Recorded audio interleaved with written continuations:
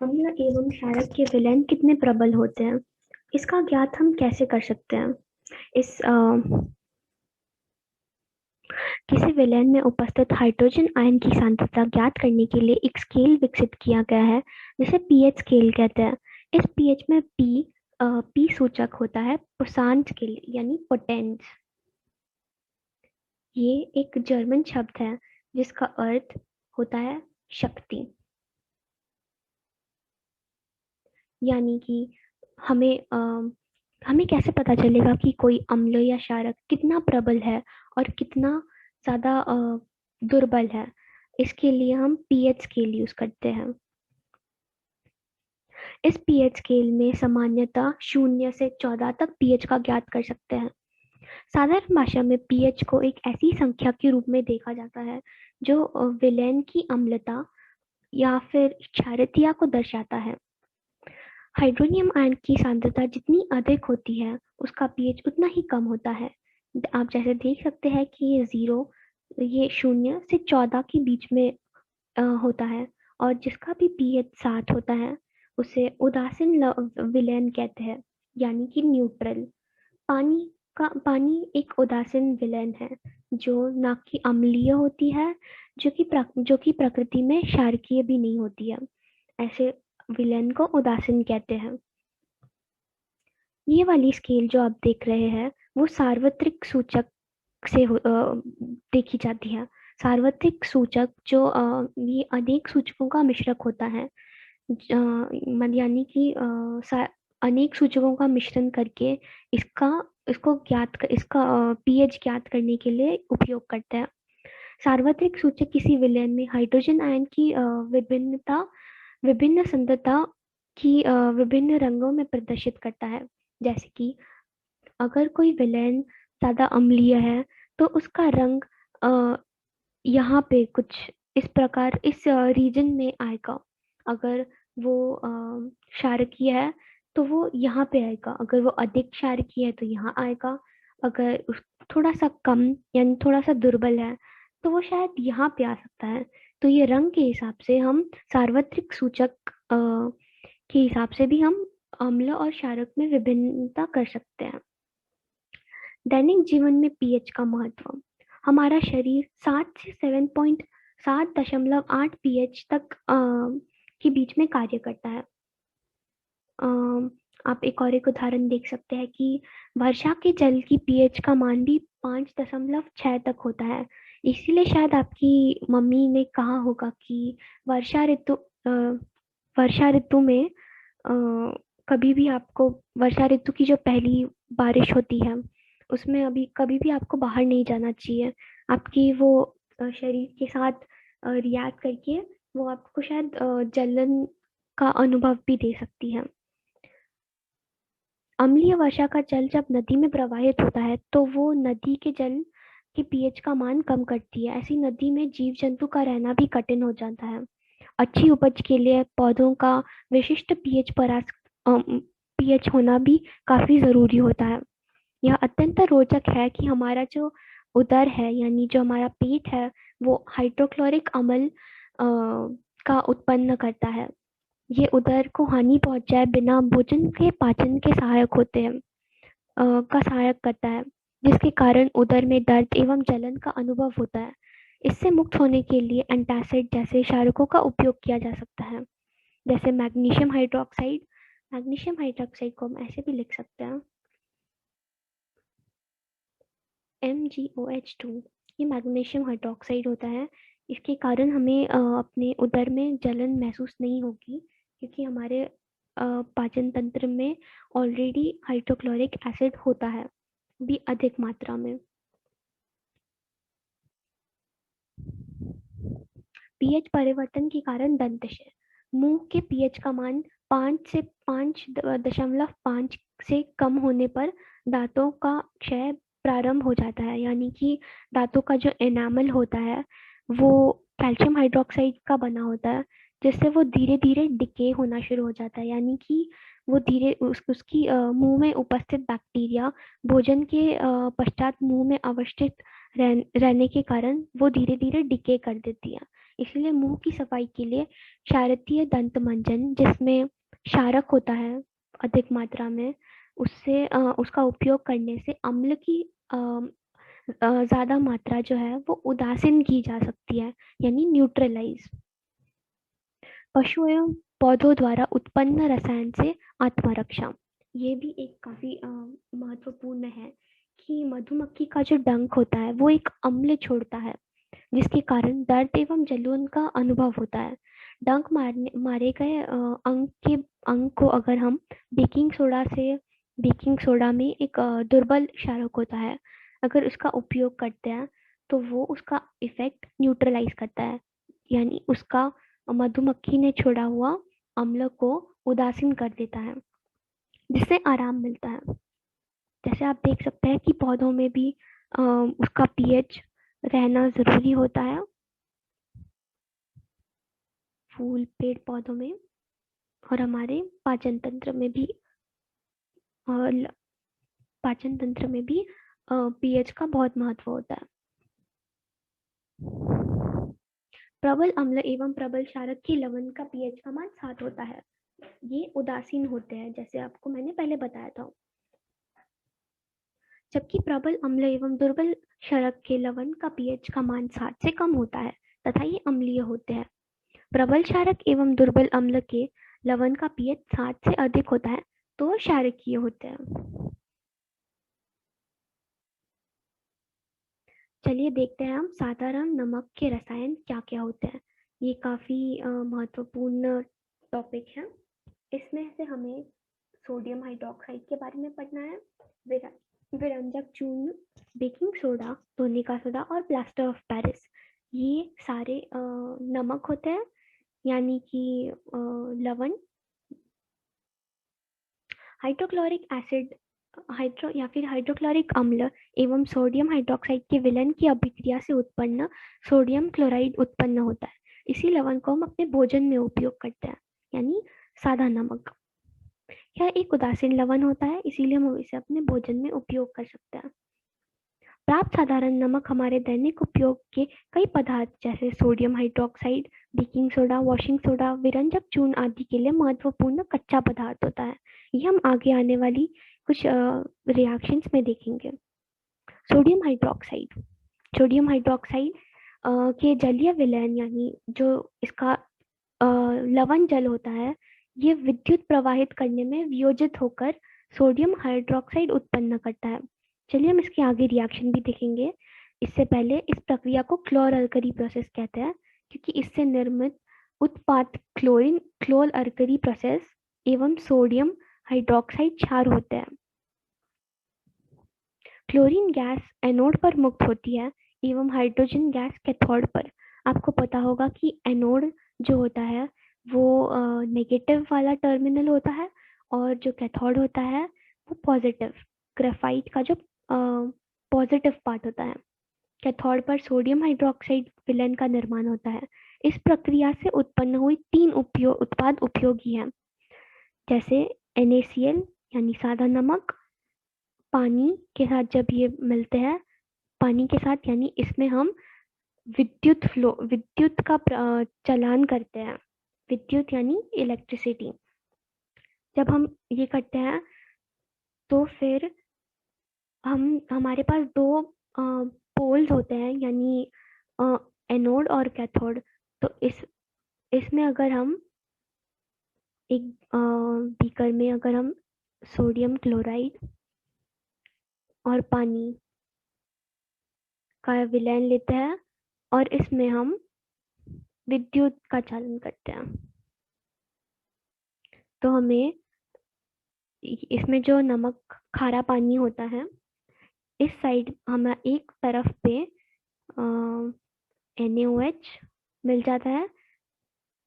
जब हम विद्युत का चालन करते हैं तो ये आयोनाइज होने लगते हैं। आयोनाइज यानी तनुकृत हो जाते हैं पानी में। तो ये हमें कुछ इस प्रकार के आयन्स देते हैं, H+ और OH-।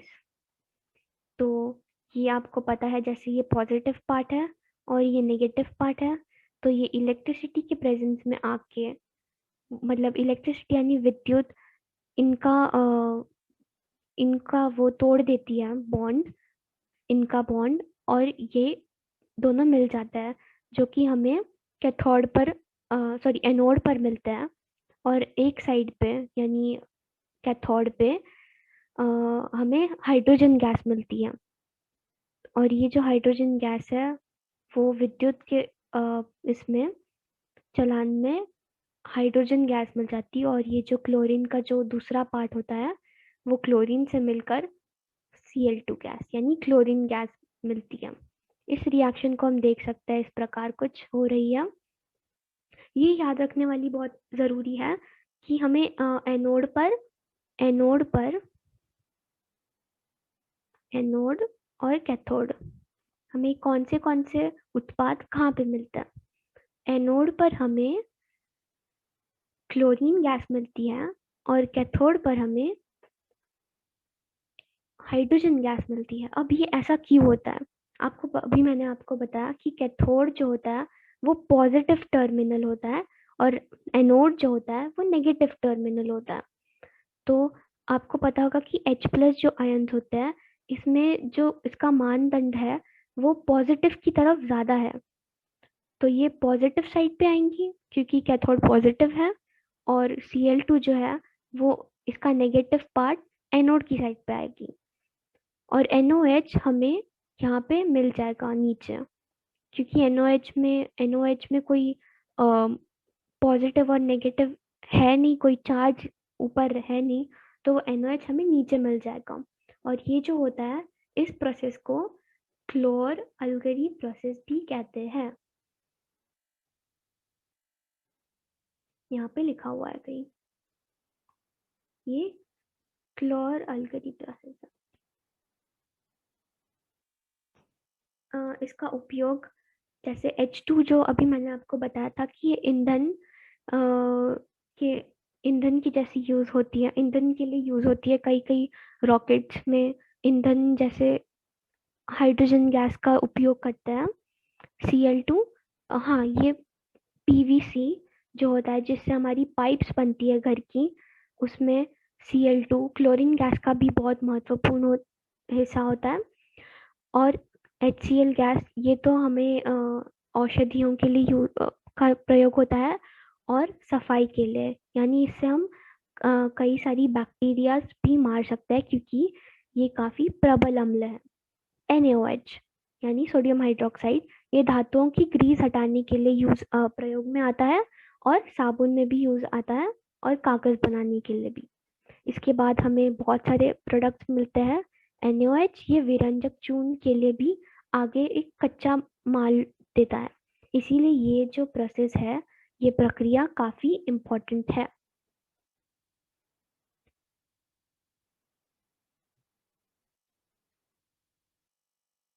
देखिए, जैसे मैंने अभी आपको बताया था कि ये वाला पार्ट जो है एनोड है, एनोड, और ये जो पार्ट है वो कैथोड है।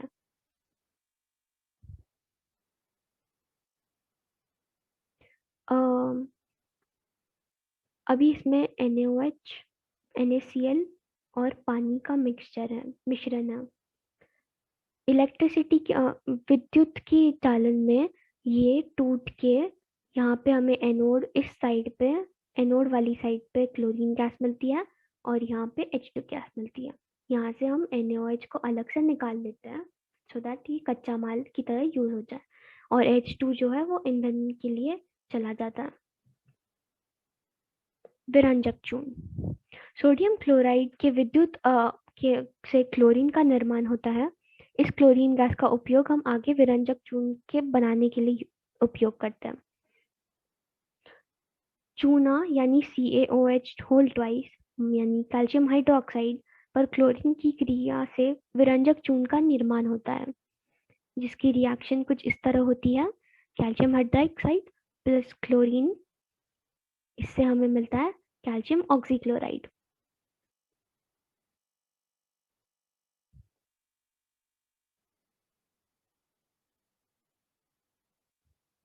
और पानी, विरंजक चूर्ण का उपयोग हम कहाँ कहाँ करते हैं?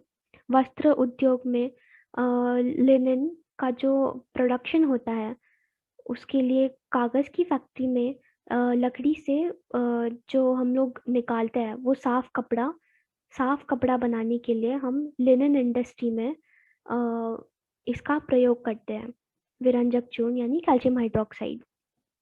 कपड़े की जो कोई भी खराब कपड़ा होता है, अगर हम उसको यूज़ करते हैं तो उससे ये साफ हो जाता है, यानी लॉन्ड्री में यूज़ होता है। कई रासायनिक उद्योगों में ये उपचायक के रूप में आता है, यानी ये बेस प्रोडक्ट भी है एक। पीने वाले जल का जीवाणुओं से मुक्त करने के लिए, यानी कि अगर कोई जल है हमारे पास और जिसमें कई सारी बैक्टीरिया है, तो वो इसको कैल्शियम हाइड्रोक्स ऑक्सीक्लोराइड यानी विरंजक चूर्ण को मिलाने से वो सारी जीव मर जाते हैं और वो पानी साफ हो जाता है, पीने लायक हो जाता है।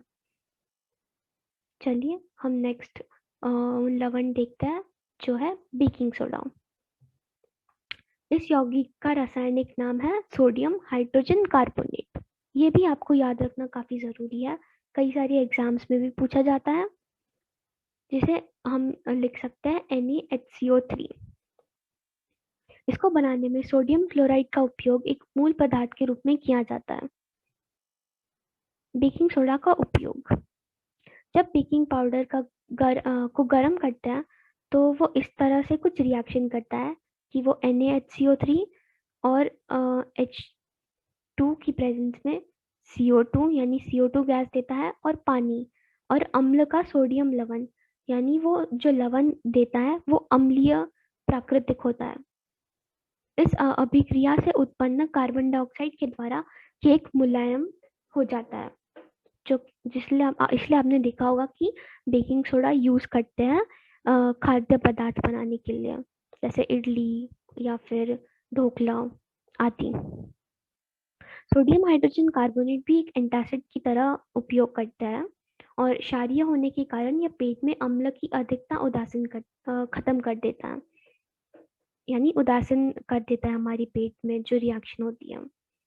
तीसरा, इसका उपयोग सोडा अम्ल अग्निशामक में भी किया जाता है।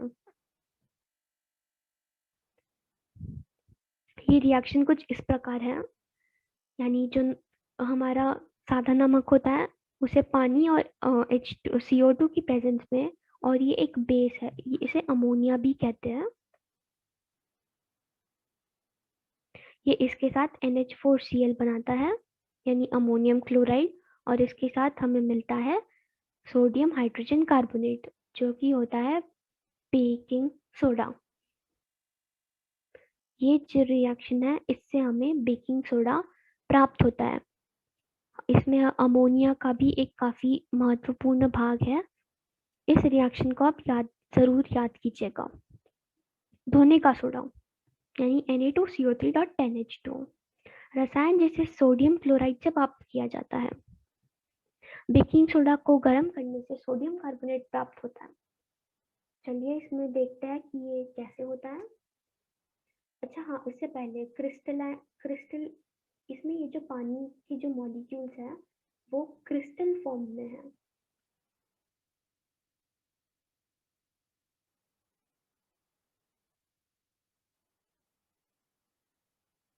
ये एक क्षारकीय लवण है।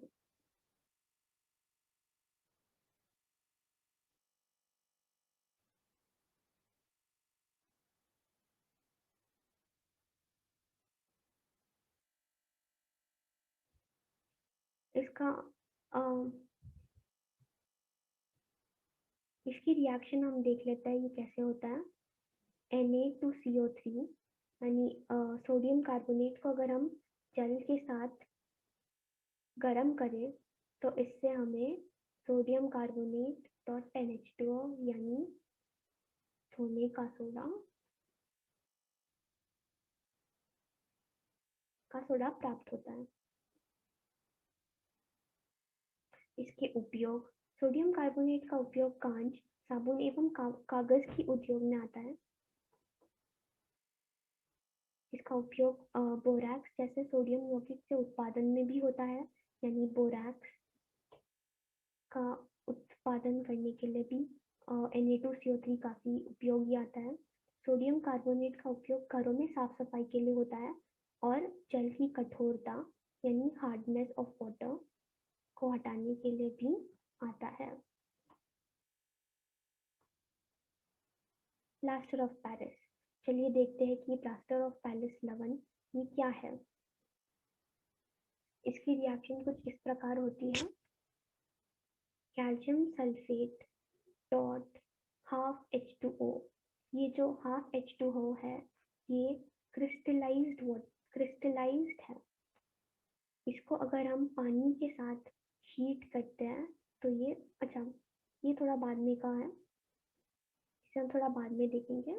पहले देखते हैं कि जिप्सम को 373 केल्विन पर गर्म करने पर ये कैल्शियम सल्फेट जिप्सम में बदल जाता है। इस जिप्सम को ही हम प्लास्टर ऑफ पेरिस कहते हैं। इस पदार्थ का उपयोग डॉक्टर टूटी हुई हड्डियों की जगह पर स्थिर रखने के लिए करते हैं। जैसे आप देखते होंगे कि अगर किसी की हड्डी टूट गई होगी तो उसे हम प्लास्टर ऑफ पेरिस से यानी हम उसका वो रैप कर देते हैं उनका हाथ, जैसे कि वो हिल ना पाए। प्लास्टर ऑफ पेरिस एक सफेद चूर्ण है जो जल पर मिलाने पर पुनः जिप्सम बनकर कठोर हो जाता है। CaSO4 यानी कैल्शियम सल्फेट का 2 इकाई सूत्र जल के एक अणु के साथ साझेदारी करते हैं। प्लास्टर ऑफ पेरिस का उपयोग खिलौना बनाना, सजावट का सामान एवं सतह को चिकना बनाने के लिए किया जाता है। अब इसका क्या अर्थ है कि CaSO4 का 2 इकाई सूत्र जल के एक अणु के साथ साझेदारी करता है, यानी कि ये जो हमारा हिस्सा है जिसमें आधा क्रिस्टलाइज्ड पार्ट है।